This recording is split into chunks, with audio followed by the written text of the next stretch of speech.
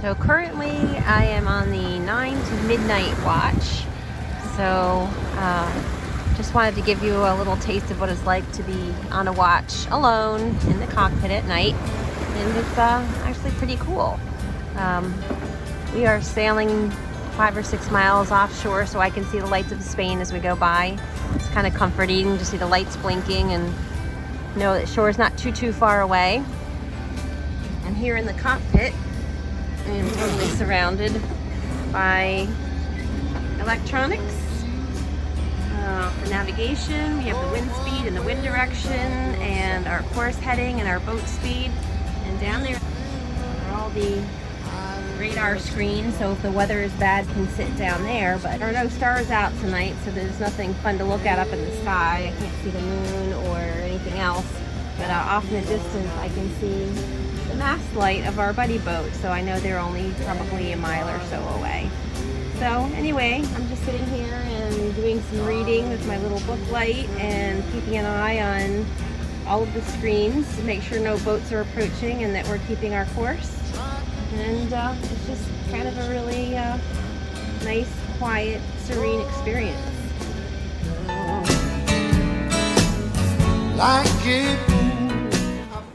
We sure did not expect to see snow-covered mountains along the coast of Spain when we woke up this morning. There they are.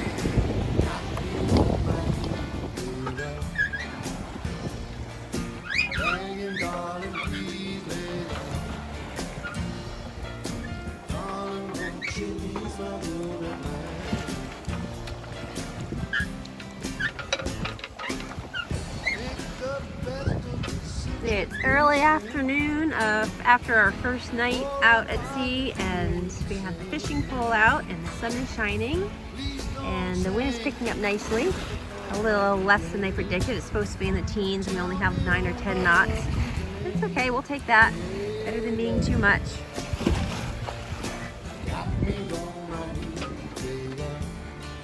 Dan has adjusted our sail configuration to at least 3 different strategies to try to make the most of this little bit of wind that we have. We've done wing and wing, we've done the mainsail up, on the mainsail down, jib on one side, the jib on the other. I said wing and wing already. Contemplated the other side. Contemplated putting the spinnaker up. Just doesn't make it easy in this when it's kind of light air and big waves, because really nothing you do is very comfortable, but that's sailing. There you go. Meanwhile, 241. 241 miles total, and how many have we done so far? About 167. See, now there's some concrete facts for you. Here's another concrete fact for you.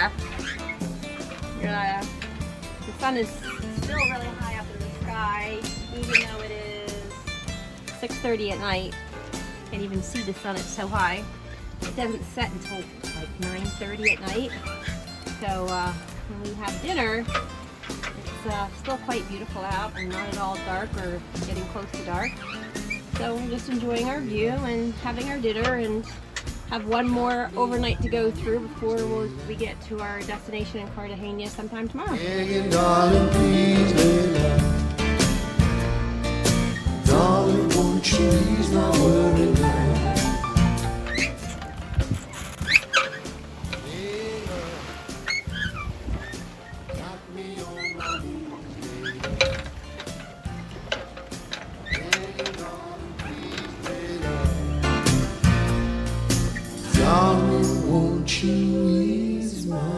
See if you can spot this one.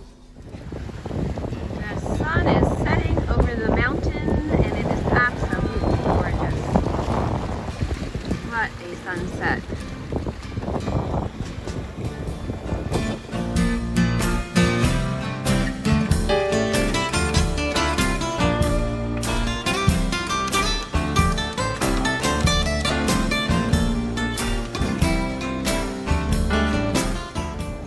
Okay, this is pretty spectacular, not gonna lie.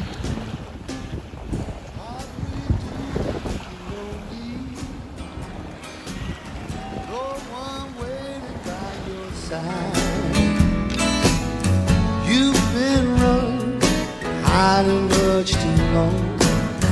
You know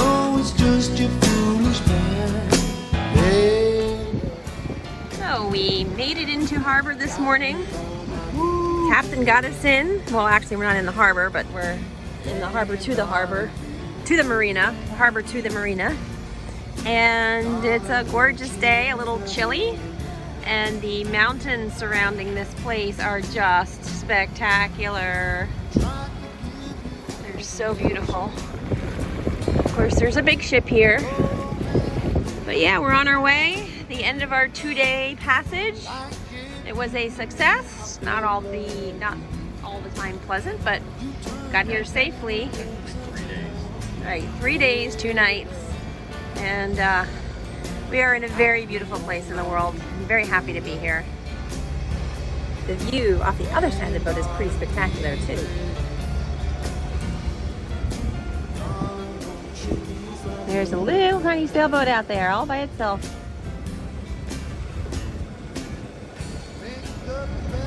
And if you think we're kidding that the wind picks up to 20 knots every time we need to either anchor or go into harbor, we had to take the sails down because the wind dropped down to 3-4 knots. And sure enough, just as we're arriving into the harbor, the knot meter is reading 20 knots. Actually 19 at the moment, but it was just at 20. Proof in the pudding. The wind gods just like to torture us. Darling, won't you ease my worry mind? Hey, love, got me on my knees.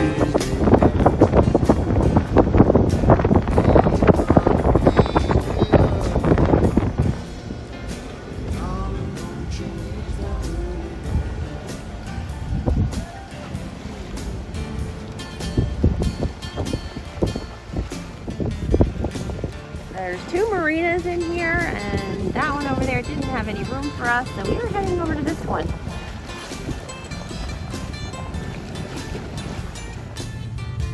Wow, we just had our first taste of med mooring instead of pulling into a slip and tying up like we normally do. This was a totally different system that we were unprepared for because, well, we're in the med, I guess we should have been.